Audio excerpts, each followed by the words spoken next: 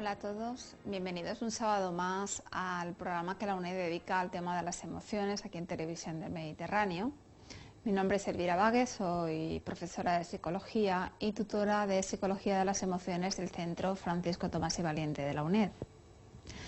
Este sábado vamos a tratar un tema que a todos nos preocupa porque en mayor o menor medida todos lo hemos padecido, que es el tema del estrés. Algunos autores han definido el estrés con una definición que a mí me llama mucho la atención, y es que lo definen como la salsa de la vida y el beso de la muerte. Y es que realmente todos necesitamos del estrés, pero cuando es excesivamente elevado o se extiende demasiado en el tiempo, se cronifica, se hace crónico, puede conllevar muchos problemas, sobre todo a nivel de salud. El estrés no es una emoción, pero está muy relacionada con ellas, por eso se estudia en el ámbito de la psicología de las emociones, ya que es un detonante muy común de emociones generalmente desagradables, como pueden ser la ansiedad y la depresión, aunque también puede ser común detonante de emociones agradables. Podríamos definir el estrés como un proceso que se dispara cuando se produce un cambio inesperado en nuestras vidas.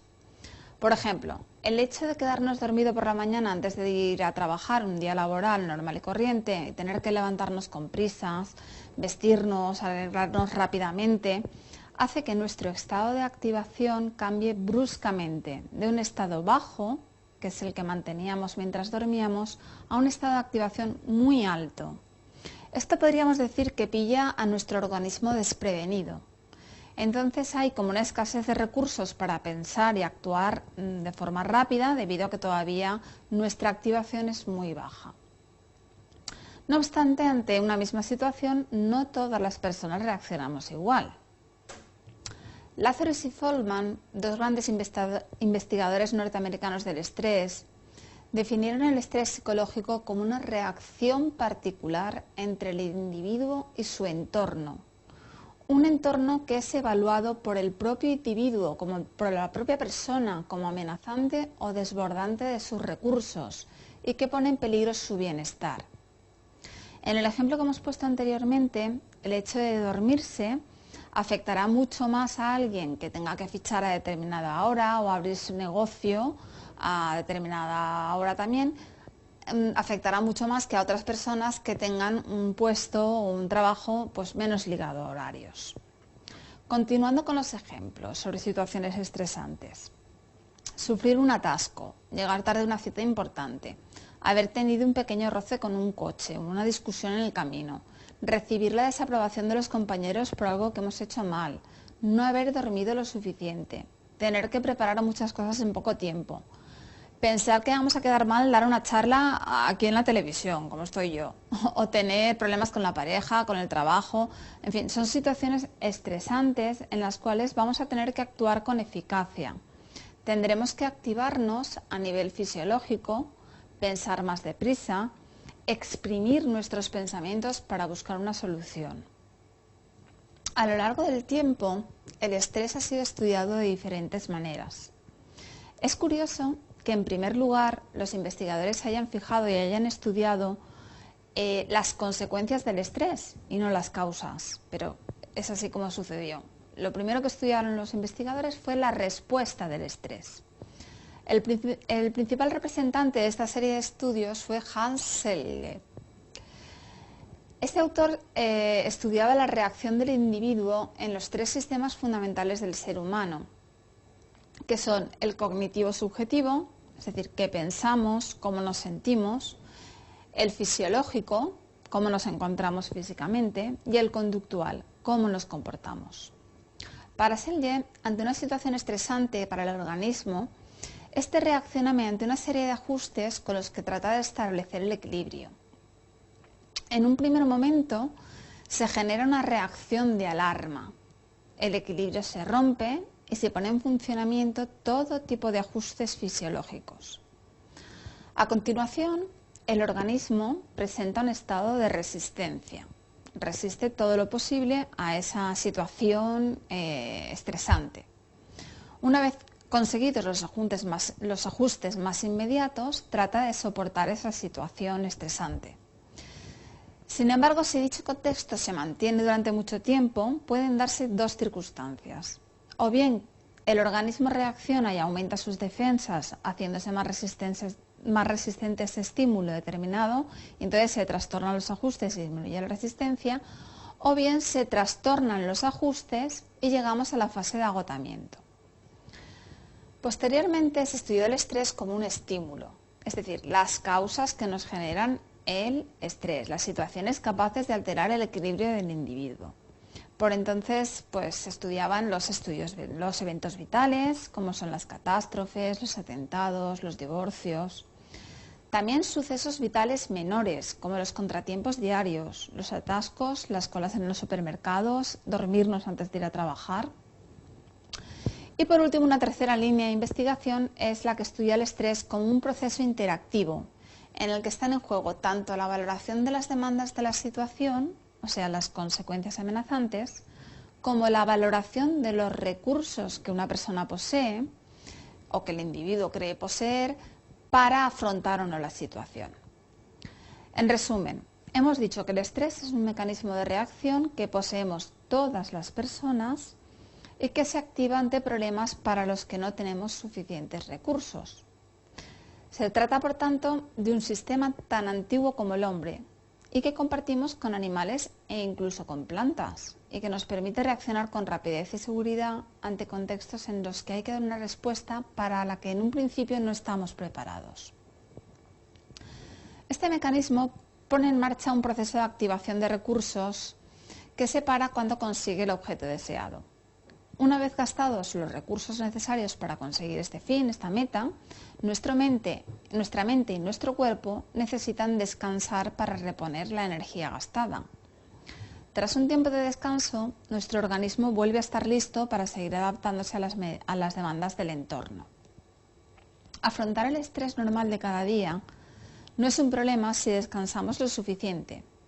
Sin embargo, si disponemos de este mecanismo de respuesta, o sea, si estamos cansados, este mecanismo resulta muy inadaptativo.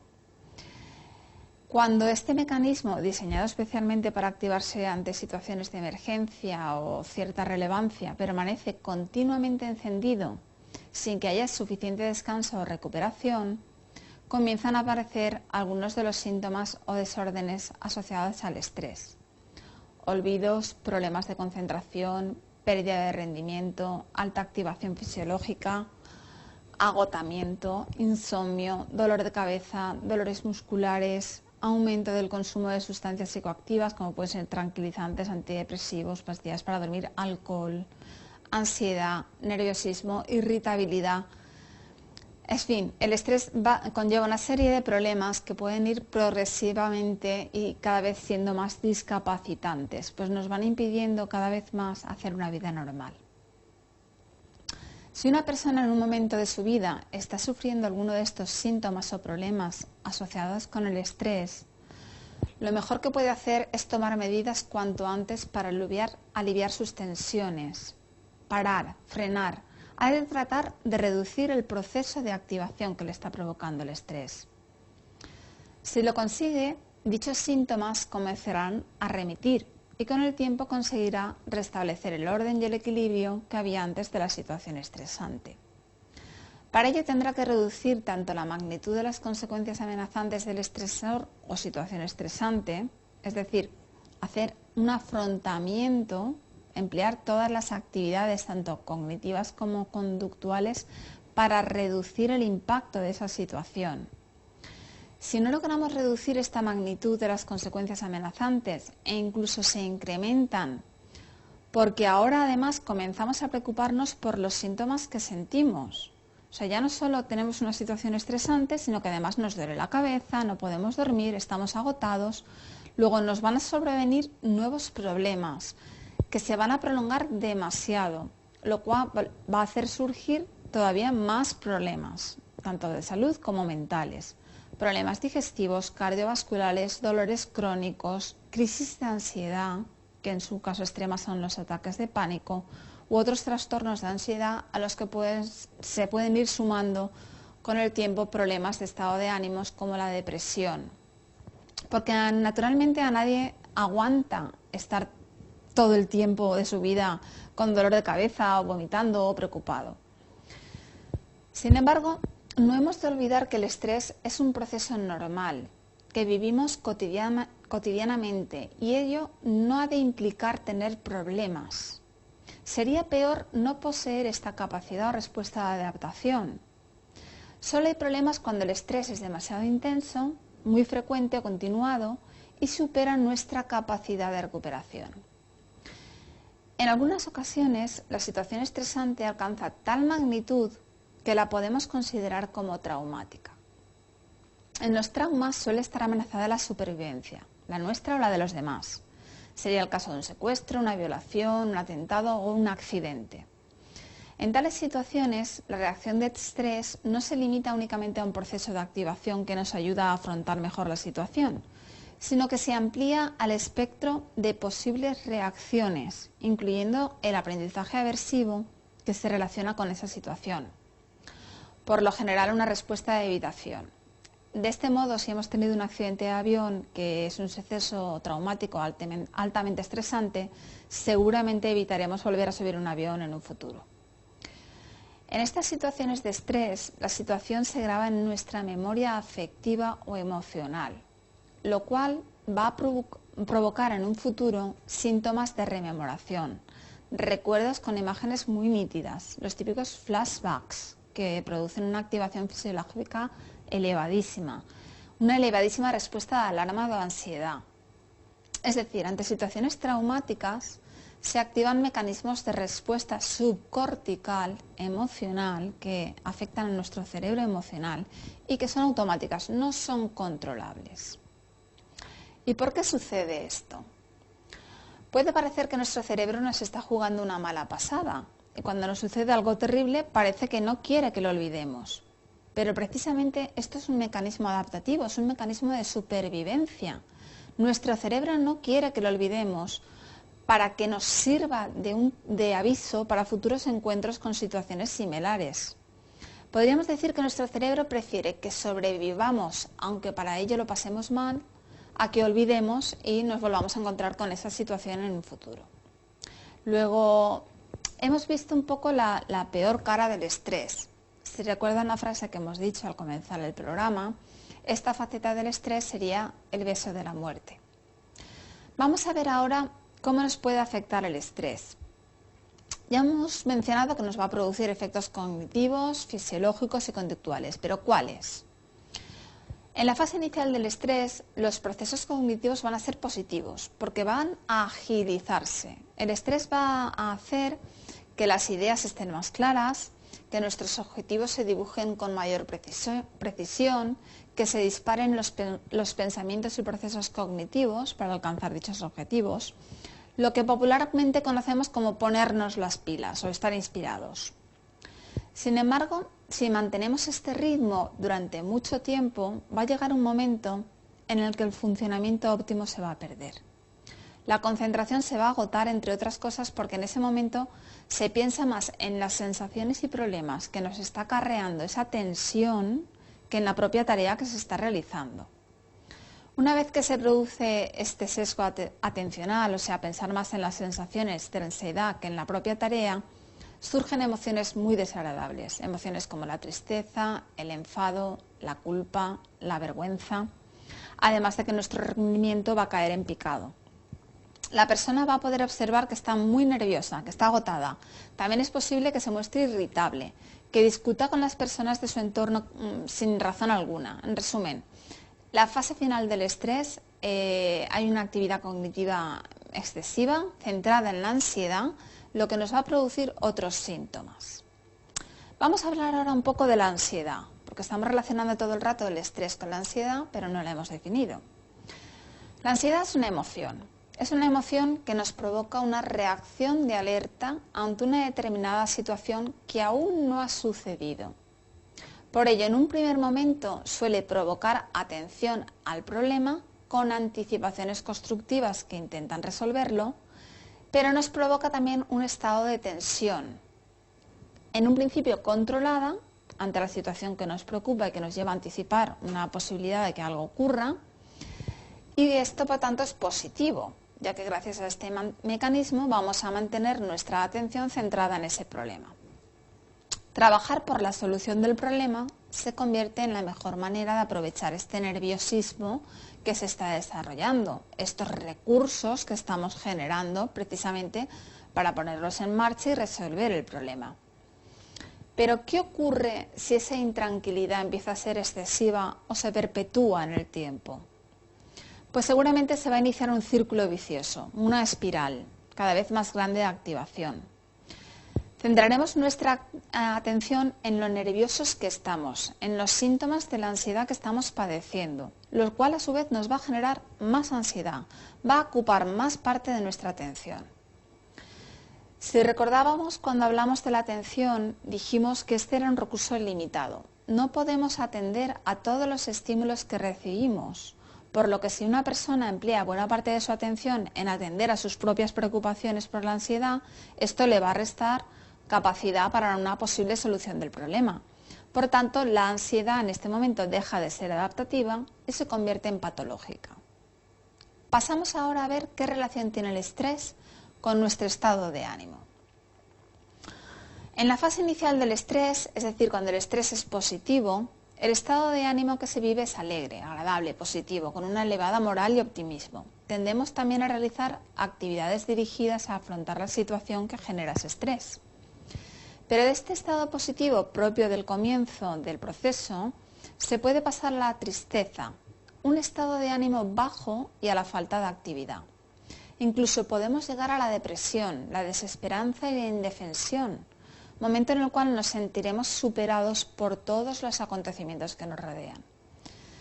Llegar a la depresión cuando estamos sometidos a un estrés muy fuerte durante mucho tiempo es muy fácil, especialmente cuando uno ya no cuenta en su haber con una serie de factores de riesgo, como falta de apoyo social, escasa autoestima, un estilo atribucional erróneo, como por ejemplo echarse la culpa de los resultados negativos, o haber padecido episodios depresivos con anterioridad.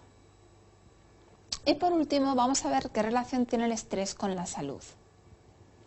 Ya hemos adelantado que el estrés crónico muy elevado no tiene consecuencias muy positivas en la salud.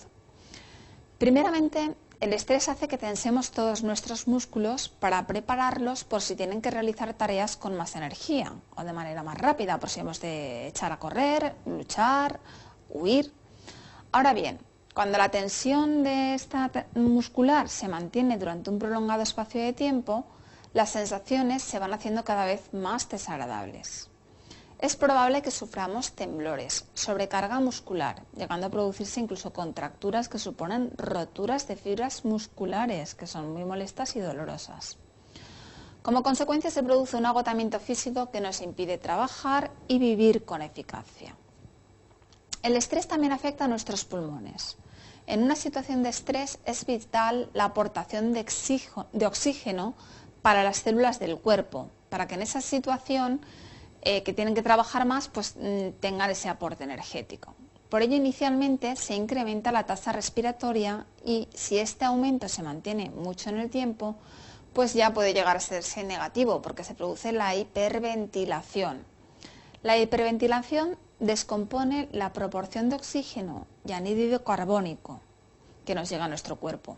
Eso produce apnea. La apnea es una sensación muy desagradable y es una sensación de que no se puede respirar, de que nos falta aire. También nos produce otros síntomas de activación como aumento de la tasa cardíaca, de la temperatura corporal, la falta de aliento.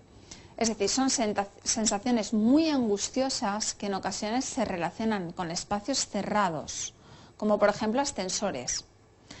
En un ascensor no es cierto que nos falte oxígeno, ni que vaya a ocurrir algo potencialmente peligroso para nosotros, pero muchas personas se ponen muy nerviosas y convencidas de que les falta oxígeno. Existe una explicación a esta sensación, y es que dentro del ascensor, aunque haya mucha gente y no nos falte oxígeno, se tiene una sensación de angustia por la hiperventilación no controlada o sensación de falta de aire. Especialmente si esto nos ha sucedido en anteriores ocasiones, pues también en un ascensor, en un cubículo con mucha gente y de espacio reducido. Por tanto, en lo sucesivo vamos a relacionar estos sucesos con este tipo de espacios. El estrés produce muchos otros efectos a nivel fisiológico. Nos seca la boca, tenemos malas digestiones. Hemos de recordar que la digestión es un proceso que consume muchísimos recursos.